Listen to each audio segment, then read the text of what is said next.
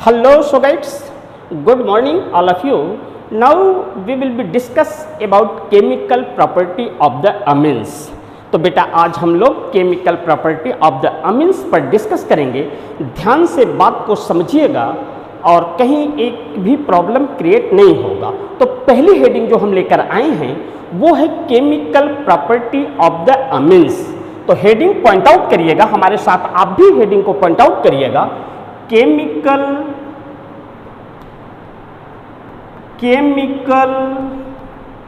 Property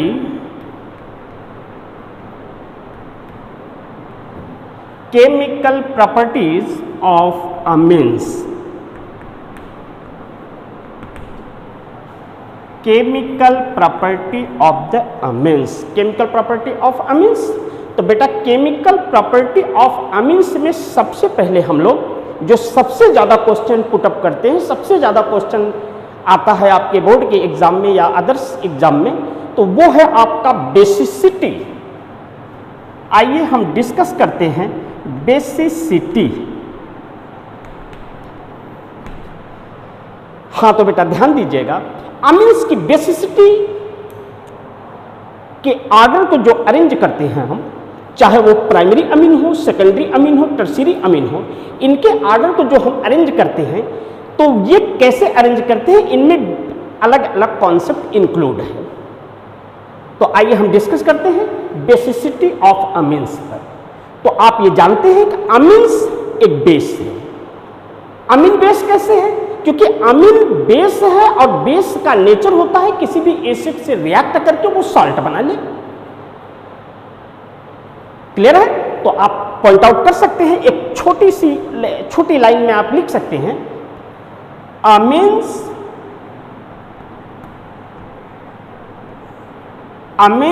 is basic in nature. Basic in nature. Amines is basic in nature which react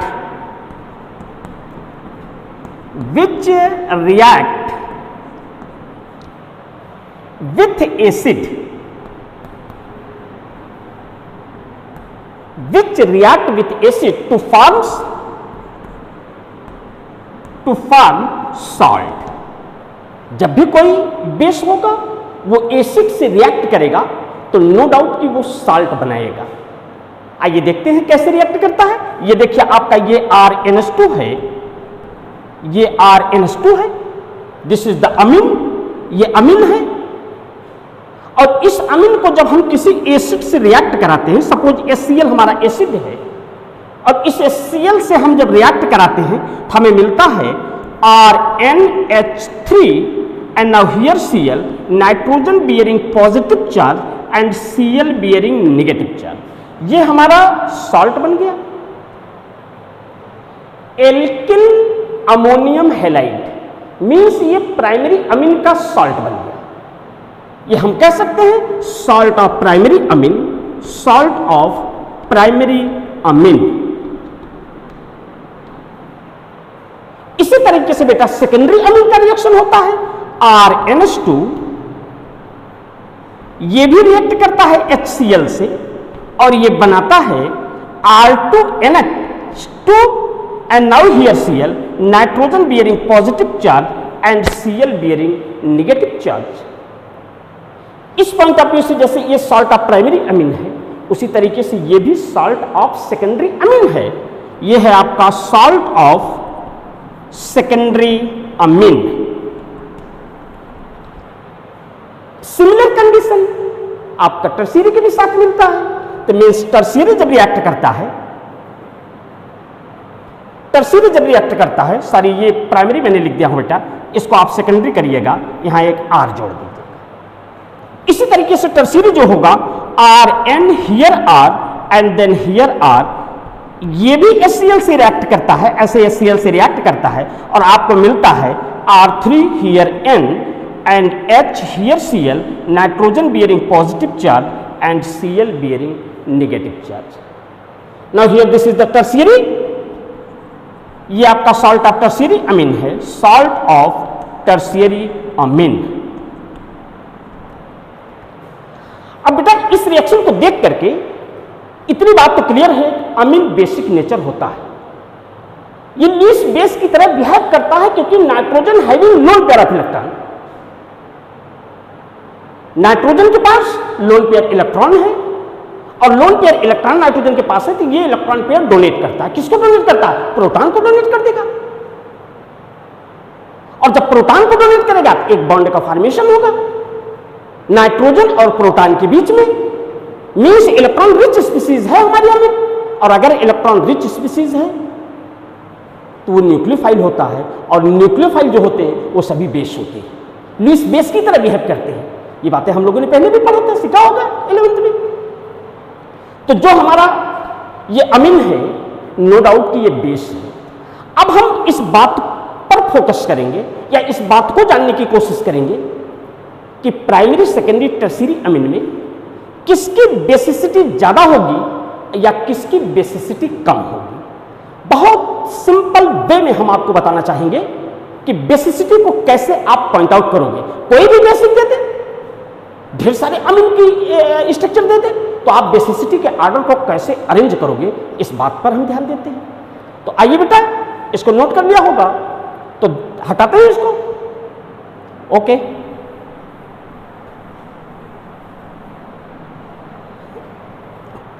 ध्यान से बात को समझिएगा। बेसिसिटी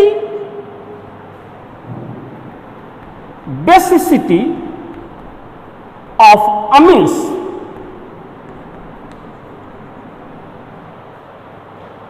बेसिसिटी ऑफ अमीन कर दीजिए, हाँ, basicity of amine and its derivative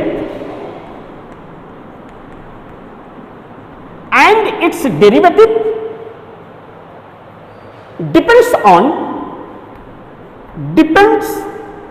on easy of donation of lone pair, easy of donation of lone pair,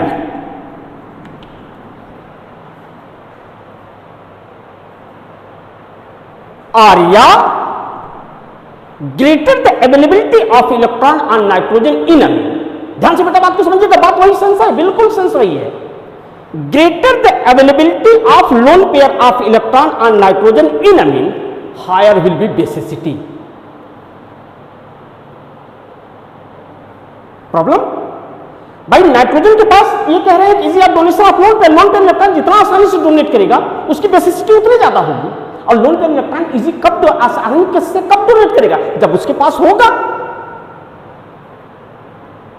तो ये इसी बात को बताना चाह रहे हैं, basicity of amines and its derivative. Basicity of amines and its derivative means primary, secondary, tertiary. कोई भी अमीन उनकी बेसिसिटी के ऑर्डर को हमें पॉइंट आउट करना होगा, तो ये देखना होगा हमें कि किसमें लोन पेयर इलेक्ट्रॉन आसानी से वो डोनेट कर रहा है। किसको डोनेट करेगा? किसी प्रोटॉन को डोनेट करेगा जिसको इलेक्ट्रॉन की जरूरत होगी, किसी लुईस एसिड को डोनेट करेगा। तो बेसिसिटी ऑर्डर, अगला पॉइंट देखिएगा बेटा, बहुत छोटे में पॉइंट को पॉइंट आउट कर रहा हूं। Basicity of amine, basicity of amines depends on following factor.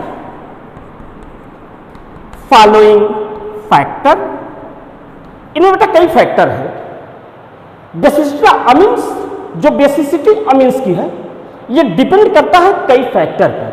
और जब फैक्टर आते हैं तो कोई किसी ऑर्डर को पॉइंट आउट करना चाहता है, कोई किसी ऑर्डर को बताते हैं, बट एक्चुअल ऑर्डर क्या होगा वो डिपेंड करेगा पीकेबी वैल्यूज पर या केबी वैल्यूज पर। डिसोसिएशन कांस्टेंट ऑफ बेस पर डिपेंड करता है। उसी को हम, ये स्टैंडर्ड ऑब्जर्वेशन है, प्रैक्टिकल ऑब्जर्वेशन है, उसी के अकॉर्डिंग हम बेसिसिटी को अरेंज कर लेते हैं। अब ध्यान दीजिएगा, इनमें पहला ये कहते हैं, फर्स्ट ये कहते हैं इंडक्टिव इफेक्ट।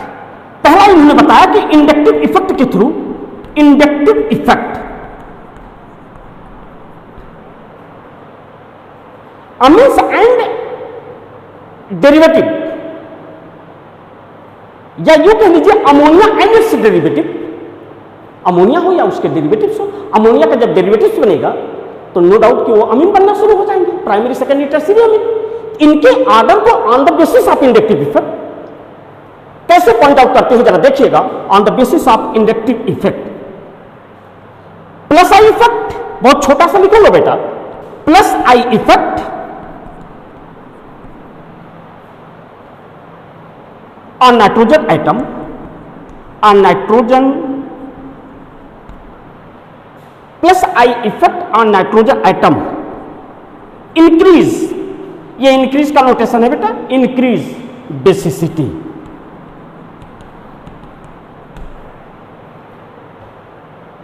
अच्छा ऐसा है, बिल्कुल। ये देखिएगा जैसे आपने लिया RNH2, पहली स्पीसीज लिया, दूसरी स्पीसीज आपने लिया R, here NH, here R, ये दूसरी स्पीसीज लिया, तीसरी स्पीसीज आपने लिया RN, here R and then R, nitrogen having lone pair of electron. Inductive effect gives information about order of basicity. Inductive effect जो है वो हमें बता रहा है कि बेसिसिटी का ऑर्डर क्या हो सकता है।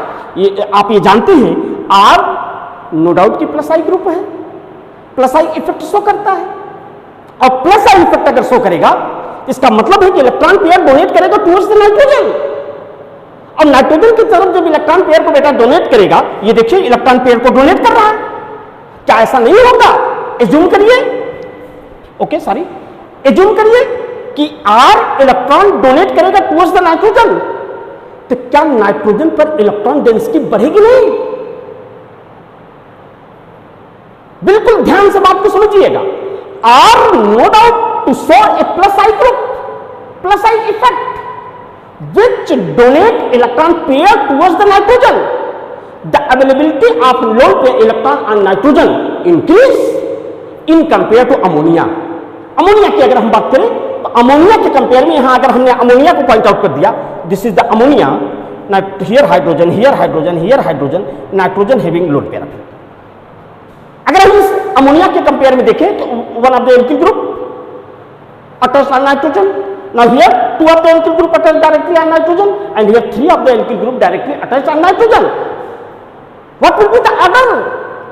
तो ध्यान देना बेटा कि यहां एक आ रहे हैं तो डोनेट कर रहा है इलेक्ट्रॉन पेयर, यहां दो आ रहे हैं, ये भी इलेक्ट्रॉन पेयर डोनेट कर रहा है, यहां 3R ग्रुप है, ये भी इलेक्ट्रॉन पेयर डोनेट कर रहा है। इसका मतलब अगर इंडक्टिव इफेक्ट की बात हम सोचें तो क्या ऑर्डर पॉइंट आउट करेंगे? Order of basic strength.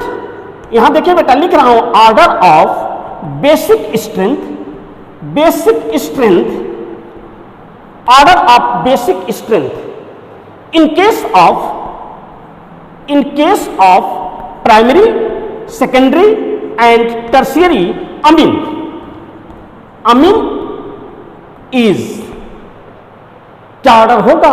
अगर हम ये मान लें कि ये हमारा A है, ये हमारा B है, ये हमारा C है और ये हमारा D है, तो इंडक्टिव इफेक्ट इस बात को इंफॉर्म करता है मुझे या हम लोगों को, क्या इंफॉर्म करता है कि tertiary is greater than secondary is greater than primary is greater than ammonia. बेटा ये ऑर्डर होगा according to inductive, but it is not true, ये ट्रू नहीं है।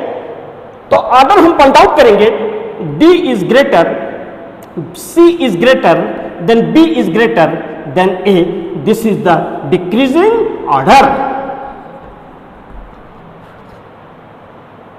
ये बातें तो इंडक्टिव बताता है।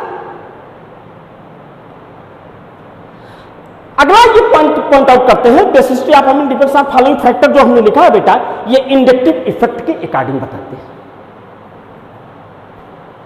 अगली पॉइंट सॉल्वेशन इफेक्ट क्या है? How to define solvation effect? हटा दो इसको, नोट करिएगा।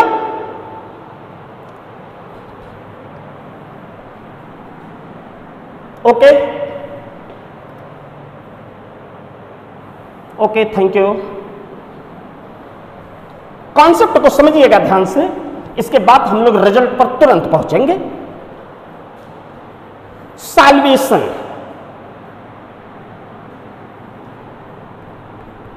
Solvation effect.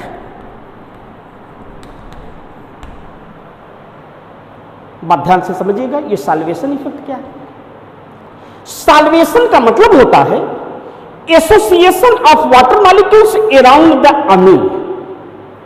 साल्वेशन सेंस ये होता है बेटा कि अमीन्स के अराउंड जितना अधिक से अधिक वाटर मॉलिक्यूल्स का एसोसिएशन होगा, हम ये कहेंगे कि इस अमीन का साल्वेशन बहुत ज्यादा हो रहा है या मैक्सिमम साल्वेशन है। तो हम एक लाइन में इसको भी लिख देते हैं, solvation of amines salvation of amines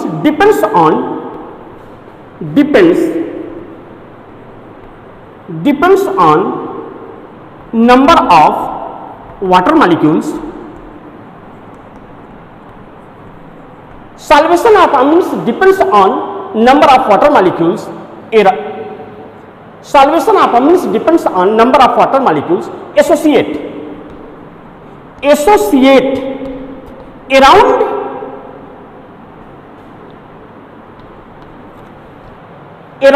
किसके अराउंड? अमीन के around Amin.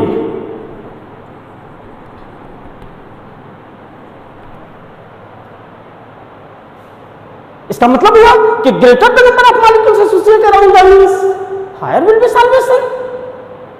Greater the number of amines, sorry, greater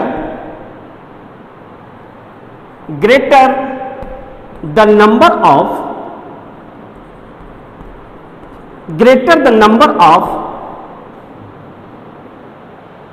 water molecules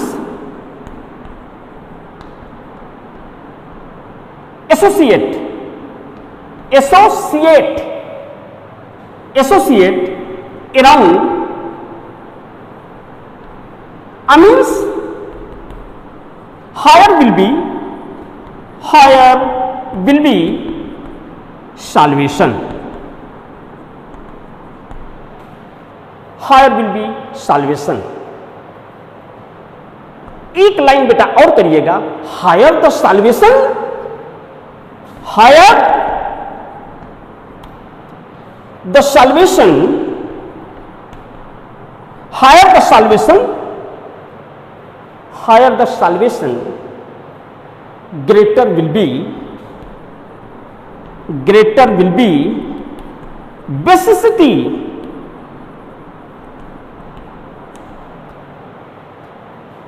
वाह, इंडक्टिव इफेक्ट का जस्ट अपोजिट इंफॉर्मेशन ये मुझे दे रहे हैं, बात को समझिएगा।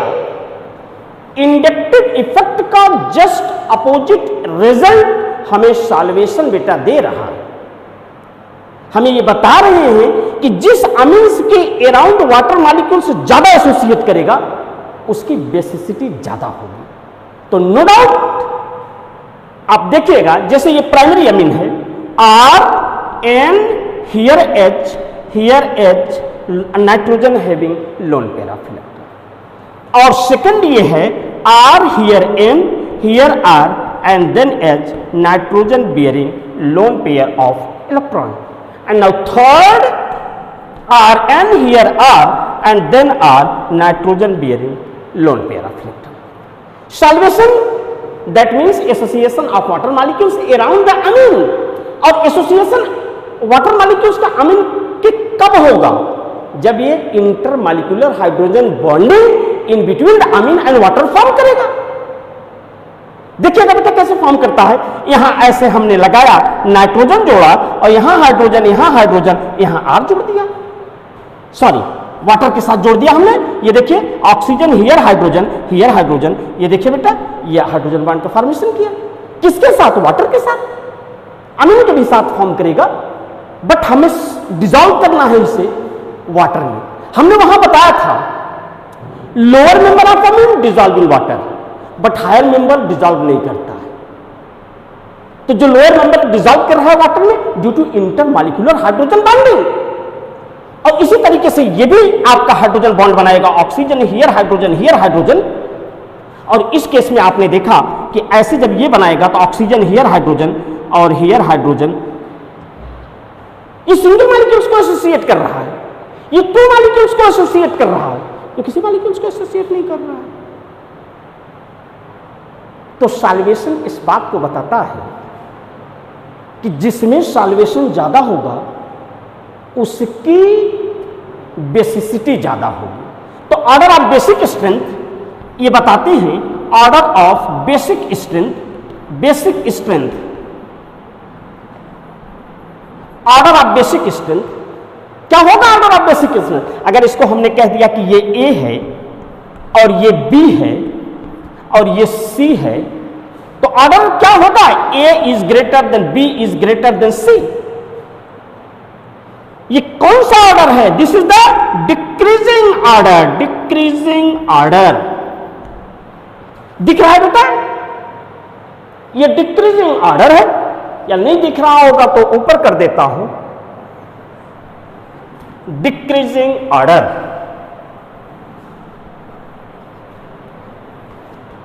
हटा दो, दिख रहा होगा, नोट करिए, जल्दी नोट करिए। हटा दिया।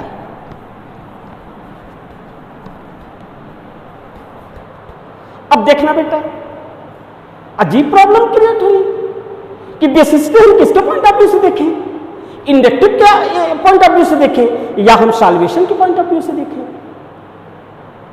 तो on the basis of practical observation, ध्यान से बात को समझिएगा। बेसिसिटी ऑर्डर को इन्होंने क्या किया, ध्यान देना कि अमीन्स, ध्यान देना, on the basis of practical observation,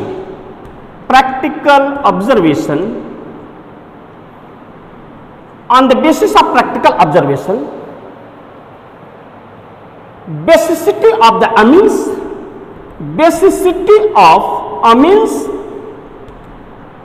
depends on KB values, KB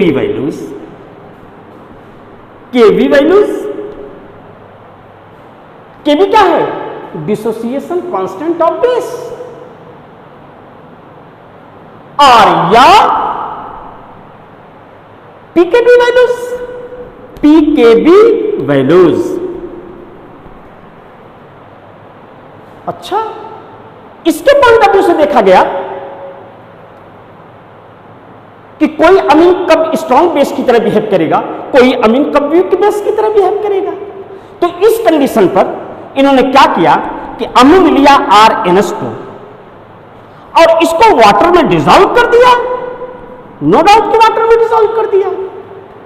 और जब ये वाटर में डिसॉल्व किया तो हमें मिला RNS3 positive plus OH negative, ये मिला। एक आयनाइज्ड अमीन का फॉर्म मिला और एक अनआयनाइज्ड अमीन मिला। इन दोनों के बीच में एक इक्विलिब्रियम एग्जिस्ट किया। बट ये फॉरवर्ड हम ये कह देते हैं कि बैकवर्ड ये कम मूव किया और फॉरवर्ड ये ज्यादा मूव किया।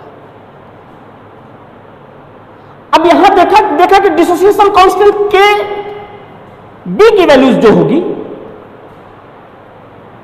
क्या होगा केबी की values? Concentration of product RNS3 here positive का कंसंट्रेशन इनटू OH निगेटिव का कंसंट्रेशन अपॉन RNS2 का कंसंट्रेशन इनटू OH का concentration. According to law of mass action, active masses of the water to be taken unity। हम इसको ऐसे लिख सकते हैं, KbH2O ऐसे भी लिख देते हैं, RNS3 here positive and OH here negative upon RNH2 ऐसे लिख देते हैं। तो ये KbH2O का जब 1 हो जाएगा तो दिस इज द KB हो जाएगी values. KB equal to RNH3 का पॉजिटिव मीन्स एल्किल अमोनियम का कंसंट्रेशन इनटू हाइड्रोक्सिल का कंसंट्रेशन अपॉन RNH2 का कंसंट्रेशन। तो ये KB वैल्यूज को बताता है। और आप जानते हैं बेटा, आप एक बात आपने पढ़ा भी होगा, हटा दिया इसको, पी के बी ये इक्वल टू होता है माइनस लॉग के बी। यू नो के बी जितना ज्यादा होगा, के बी कब ज्यादा होगा, जब concentration of the alkyl ammonium and hydroxyl का जितना ज्यादा कंसंट्रेशन होगा मींस के बी उतना ज्यादा होगी, और के बी जितना ज्यादा होगी means dissociation constant of the base जितना ज्यादा होगा, पी के बी की वैल्यूज उतने कम होगी, क्योंकि निगेटिव में है तो पी के बी की वैल्यू उतने कम होगी, और पी के बी की वैल्यूज जितना कम होगी उस अमीन की बेसिसिटी उतने ज्यादा होगी। मींस एक छोटा सा स्टेटमेंट मैं लिख देता हूं, इसको आप नोट कर लीजिएगा, एक छोटा सा स्टेटमेंट लिखता हूं बेटा, उस बात को ध्यान दीजिएगा, जितने आपके क्वेश्चन पुटअप किए गए हैं वो सारे क्वेश्चन सॉल्व हो जाएंगे। यहां देखिएगा, higher the dissociation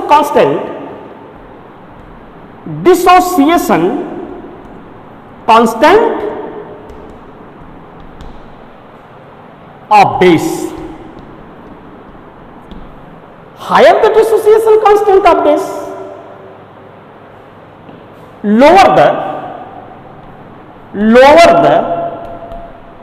higher the dissociation constant of base, lower the pKb values,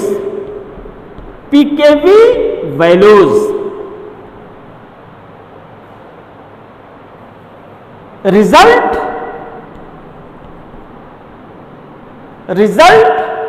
higher will be basicity, higher will be basicity। कभी कभी तो बेटा ऐसा होता है, आपको ढेर सारे अमीन्स दे दिए गए और उसमें डिसोसिएशन कांस्टेंट ऑफ बेस केबी की वैल्यूज दे दी गई, और आपसे पूछा, क्वेश्चन पुटअप किया आपसे बोर्ड में कि कौन सा अमीन स्ट्रॉन्गर बेस की तरह बिहेव करेगा। तो आप केबी की डाटा को देखिए, जो केबी की डाटा सबसे ज्यादा दिखेगा वो हमारा स्ट्रॉन्ग बेस होगा, या यूं कह दे कि पीकेबी वैल्यूज की डाटा दिया गया हो, पीकेबी वैल्यूज दी गई हो, पीकेबी का डाटा दिया गया हो, और आपसे पूछे कि इसमें कौन सा अमीन स्ट्रॉन्गर बेस की तरह बिहेव करता है, तो आप इजीली देख लीजिए कि कहां पीकेबी की वैल्यू किसके सामने सबसे कम लिखी गई है। जिसकी पीकेबी की वैल्यू सबसे कम होगी वो स्ट्रांग बेस की तरह बिहेव करेगा। आप एनसीईआरटी की बुक में बेटा देखना, उसमें ढेर सारे अमीन्स दिए गए हैं और उसके पीकेबी वैल्यूज उसके जस्ट बगल में दी गई, उसको आपको याद नहीं करना है, वो रटना नहीं है आपको। आप डाटा को देखिएगा, जिसका पीकेबी वैल्यू सबसे कम होगी या जिसका dissociation constant of base KB value सबसे ज्यादा होगी, वो सबसे स्ट्रॉन्गर बेस की तरह बिहेव करेगा। तो इतनी बातें तो क्लियर है, क्लियर है? आगे बढ़ो। Okay, thank you. अच्छा, ध्यान देना बेटा, पॉइंट टू रिमेंबर, बेटा इसको याद रखिएगा, point two remember.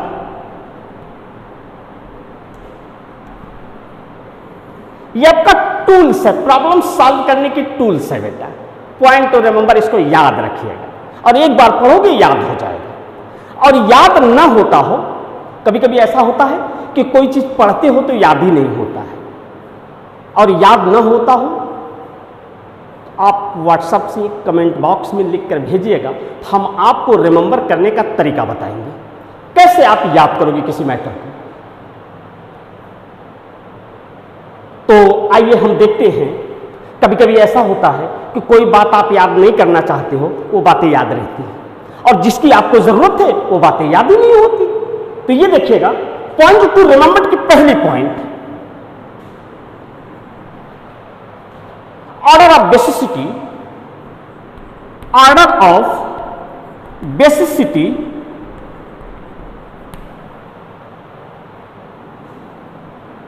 order of basicity in aqueous medium,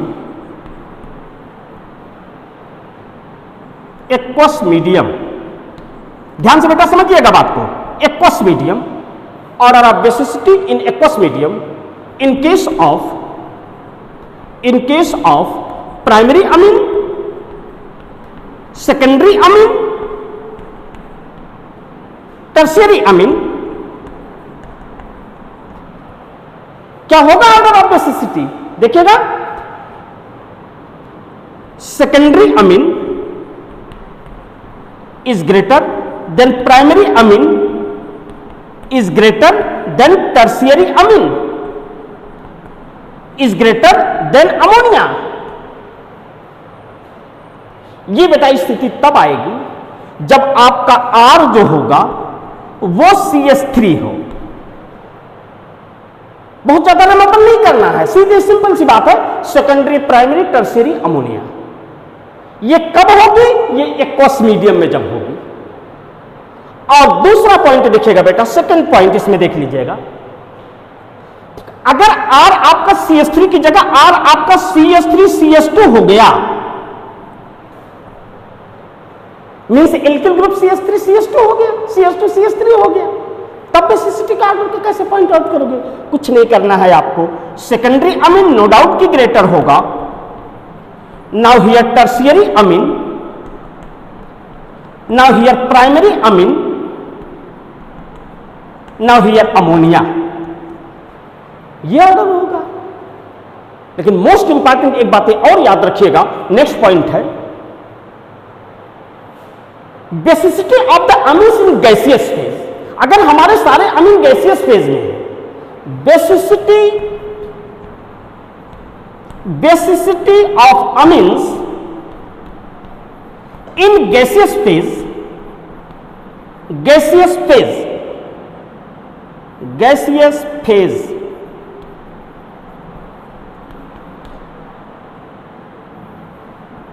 हां बेटा, gaseous phase,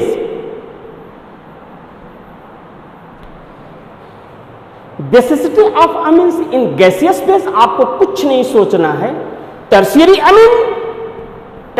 Amin is greater than secondary amine is greater than primary amine is greater than ammonia, ये ऑर्डर होगा। चलिए बेटा, बिल्कुल क्लियर है। हमें दो बातें याद रखनी है कि एक्वस फेज में सेकेंडरी, प्राइमरी, टर्शियरी, ये तब होगा जब एल्किल मेथिल होगा। एल्किल अगर एथिल है तो सेकेंडरी, टर्शियरी, प्राइमरी अमोनिया, और अगर ये गैसियस फेज में है तो एल्किल हो, एल्किल में मेथिल हो, एथिल हो, प्रोपिल हो, चाहे जो हो, बेसिक स्ट्रेंथ का जो ऑर्डर होगा वो टर्शियरी, सेकेंडरी, प्राइमरी, कोई उसमें अदर फैक्टर कॉज नहीं करता है। ओके, हटा दो बेटा, नोट करते चलिएगा, कोई पॉइंट छूटने ना पाए। Okay, thank you.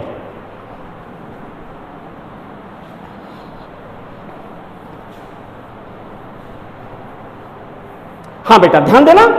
हाँ बेटा, तो हम एक छोटी सी बातें और करेंगे आपके साथ। जैसे प्राइमरी, आप ध्यान देना कि हम एलिफेटिक अमीन और एरोमेटिक अमीन की बेसिसिटी की बात करें। यहां हम लिख देते हैं basicity of aromatic amine, basicity of aromatic amines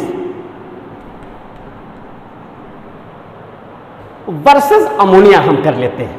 हाँ, वर्सेस अमोनिया। अच्छा, basicity of aromatic amine versus ammonia, ammonia के साथ कोरिलेट करते हैं हम बेटा। देखते हैं कि अमोनिया और अमोनिया के साथ कोरिलेट करेंगे तो एलिफेटिक अमीन के भी साथ कोरिलेट कर लेंगे, प्राइमरी, सेकेंडरी, टर्शियरी। तो ये ध्यान देना कि जैसे ये आपका एरोमेटिक अमीन है,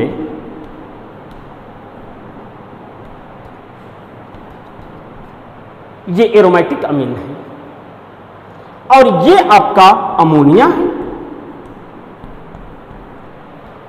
और इन दोनों की बेसिसिटी के ऑर्डर को हमें पॉइंट आउट करना है। एक बातें हमने आपको बताया था कि basicity is directly proportional to easy of donation of lone pair, जो जितना आसानी से इलेक्ट्रॉन पेयर को डोनेट कर दे। तो बेटा बेसिसिटी, बात रिपीट कर रहा हूं, basicity is directly proportional to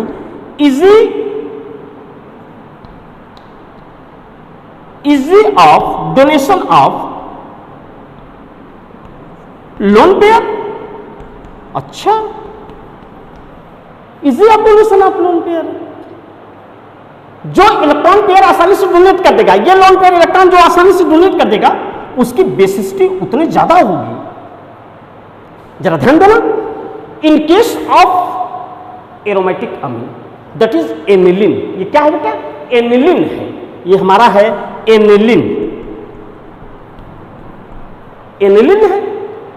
तो basicity of the aromatic amine में जो एनिलिन है, नाइट्रोजन का lone pair electron, no doubt कि ये प्लस एम ग्रुप शो करता है, प्लस एम इफेक्ट शो करता है या प्लस आर इफेक्ट शो करता है। ये रेजोनेंस के थ्रू प्लस आर या प्लस एम के थ्रू इलेक्ट्रॉन पेयर जो ऑन नाइट्रोजन एटम है डिलोकलाइज इनसाइड द रिंग, इस रिंग के अंदर डिलोकलाइज कर जाएगा बेटा।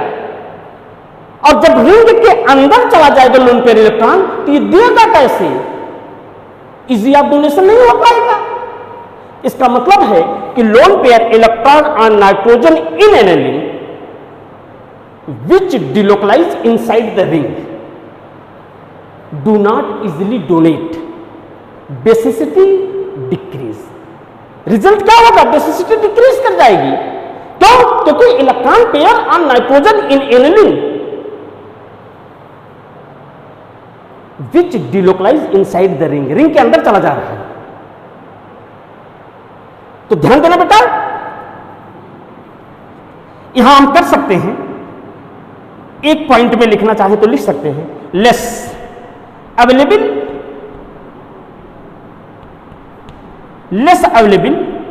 Loan pair electron on nitrogen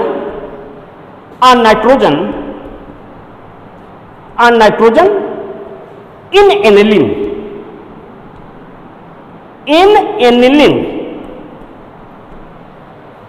less available lone pair electron on nitrogen in aniline, result क्या होगा? result basicity decrease।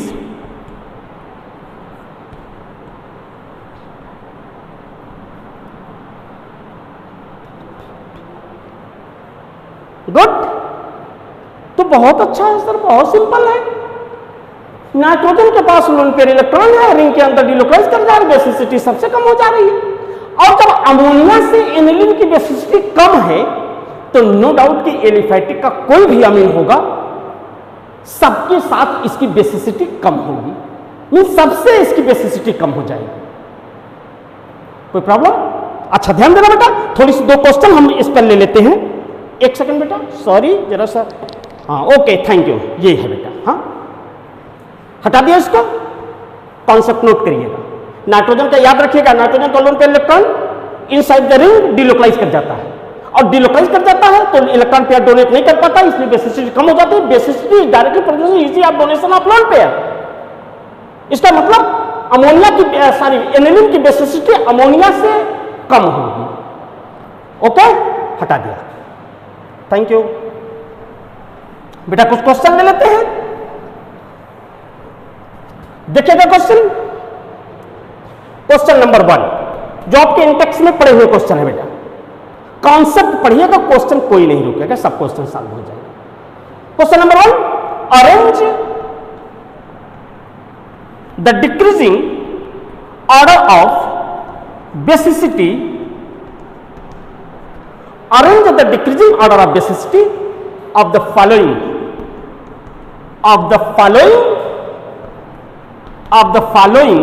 amines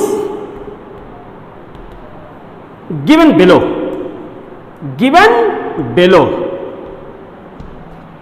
ये करें बेटा, ऑर्डर अरेंज कर दो बेसिसिटी ऑफ द अमीन्स के। हम यहाँ क्वेश्चन लिखते हैं, यही इसका ऑर्डर भी अरेंज करते हैं।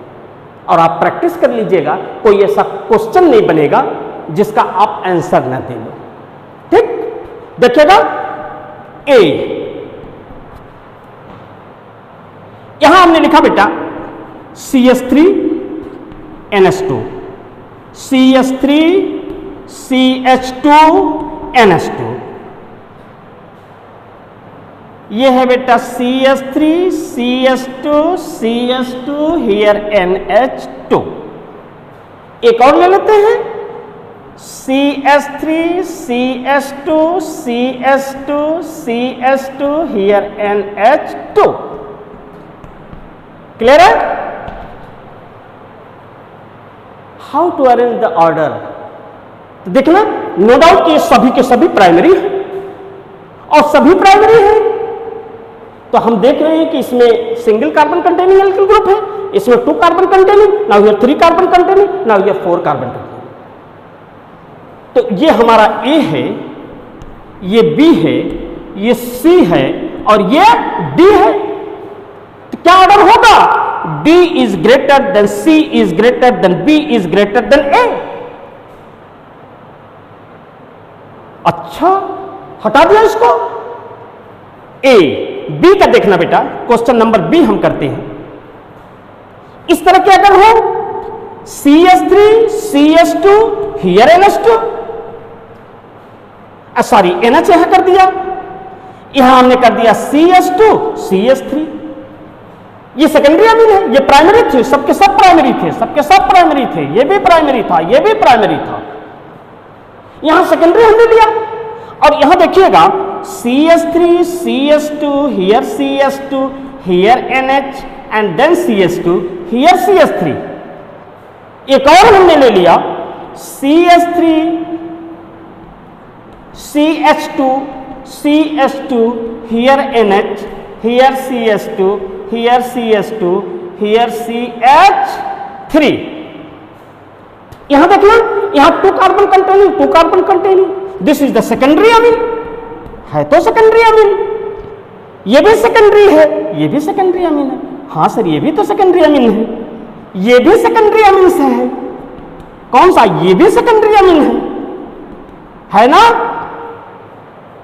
इतना तो क्लियर है कि सब सेकेंडरी अमीन है। अब देखिए कि किसमें कार्बन कंटेनिंग एल्किल ग्रुप ज्यादा है, जो ज्यादा होंगे उसकी बेसिसिटी ज्यादा हो जाएगी।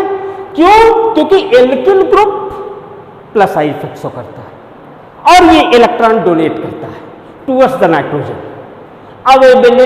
Availability of electron pair on nitrogen बढ़ जाता है, इंक्रीज कर जाता है, तो बेसिसिटी इंक्रीज कर जाती है।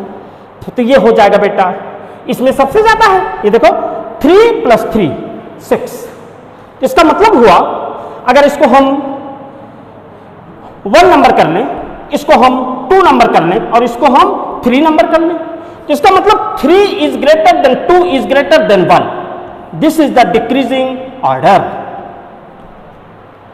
आसान तो है, कुछ नहीं है, हटा दिया। ओके, और क्वेश्चन करा देते हैं बेटा। ए बी हो गया है, सी डी कई ठो करा देते हैं। और आप कोशिश करिएगा, इंटेक्स के क्वेश्चन को देखिएगा, कोई ऐसा क्वेश्चन अगर लगता है आपको किसकी बेसिसिटी का ऑर्डर अरेंज नहीं हो पा रहा है, आप मेरे पास भेजिएगा क्वेश्चन, मैं रिप्लाई दूंगा। ओके, सी, ये देखिएगा CH3 here NH2, CH3 CH2 CH3 here NH and then CH3, here CH3 and here CH3, here CH3। ये सभी बेटा CH3 हैं, ये CH3 है, ये NH2 है। इतनी बातें याद रखिएगा, कंफ्यूज नहीं होइएगा। 3 2 यहाँ CH3 है, NH है, CH3 है, यहाँ CH3 है, CH3 है, CH3। इतनी बातें तो आप जानते ही होगी कि वैलेंसी कंप्लीट कैसे होगा। अगर यहाँ CH2 सोच लिया तो इसका मतलब केमिस्ट्री का को पढ़ाई नहीं कर रहे हो, नहीं समझ पा रहे हो बात को। अच्छा ध्यान देना, this is the primary, this is the secondary, this is the tertiary. इनके आगे क्या होगा? नो डाउट कि ये बेटा गैसियस फेज में है। हमने कह दिया कि ये गैसियस फेज में है। कहां लिख दूं? यहां लिख दूं, यहां कर देता हूं gaseous phase. In gaseous, in gaseous, या यहां लिख दो बेटा इन गैसियस फेज। हाँ, गैसियस फेज में तो सर ने अभी बताया था, क्या बताया था? Tertiary is greater than secondary is greater than primary. इसको तो सोचना ही नहीं है। नो, देखिएगा,